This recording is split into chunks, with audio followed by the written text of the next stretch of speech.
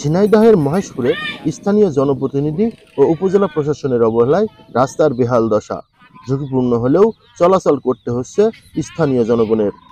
উপজেলা মান্দারবাড়িয়া ইউনিয়নের পুরাপাড়া বাজার হতে মহেশপুর যাওয়ার একমাত্র রাস্তাটি কাঠগাঁও বাওড়ের পুকুরের পাড় ভেঙে গেছে। একটু বৃষ্টি হলেই রাস্তাটি পুকুরের ভিতরে ভেঙে পড়বে বলে জানান স্থানীয় জনগণ। অথচ এই রাস্তা দিয়েই এই এলাকার প্রায় 2 থেকে 3 লক্ষ মানুষের চলাচল সহ গ্রামের কৃষকদের ফসল বাড়িতে আনার জন্য এই রাস্তাটি ব্যবহার করা হয়।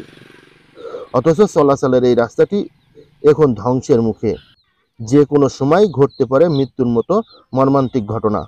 তাই দ্রুতই রাস্তাটি সংস্কারের জন্য ঊর্ধ্বতন কর্তৃপক্ষের নিকট অনুরোধ জানান স্থানীয় জনগণ।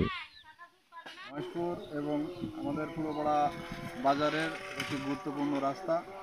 এই রাস্তা দিয়ে প্রায় 1-1.5 লক্ষ 3 লক্ষ লোকের যাতায়াত।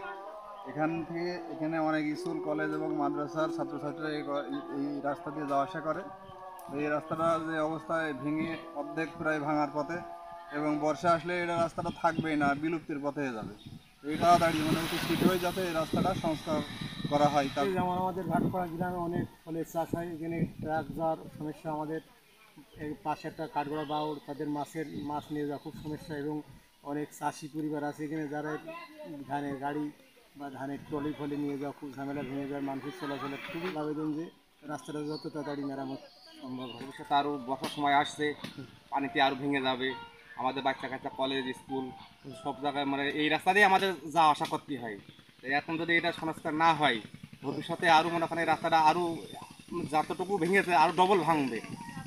রাস্তাটা তাড়াতাড়ি আমাদের সংস্কার হয়, বা আমরা সবাই মিলে যাতে আমরা চলাফেরা করতে পারি, যেভাবে একটু ভালো হয় সেভাবে আমাদের রাস্তাটা যাতে হয়ে যায়। এদিকে বাওড় ব্যবস্থাপক দেবব্রত কবিরাজ বলেন, তিনি উপজেলা প্রশাসন ও স্থানীয় ইউপি চেয়ারম্যান সহ সংশ্লিষ্ট সকল কর্মকর্তাকে রাস্তাটি সংস্কারের জন্য লিখিতভাবে জানিয়েছেন। পুকুরের ক্রমাগত ভাঙনে রাস্তার নিচের অনেক অংশ ধসে পড়েছে পুকুরের মধ্যে। মতো অবস্থায় উক্ত রাস্তা দিয়ে যান চলাচল অত্যন্ত ঝুঁকিপূর্ণ হয়ে পড়েছে।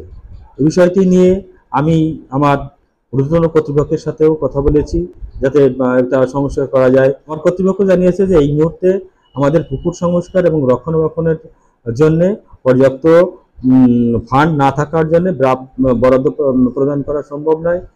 ইউনিয়ন পরিষদের চেয়ারম্যান মহোদয়ের সাথেও কথা বলেছি, এবং উনি সরেজমিনে দেখেছেন, এবং এই বিষয়টি নিয়ে আমি মহেশপুর উপজেলার নির্বাহী অফিসার মহোদয়ের সাথে এবং মহেশপুর উপজেলা প্রকৌশলীর সাথেও কথা বলেছি, এবং পত্র মাধ্যমে যোগাযোগ করেছি। বিষয়টি নিয়ে আমি তাদের জানিয়েছি বিস্তারিতভাবে। অচিরেই সংস্কার এবং মেরামত করা প্রয়োজন।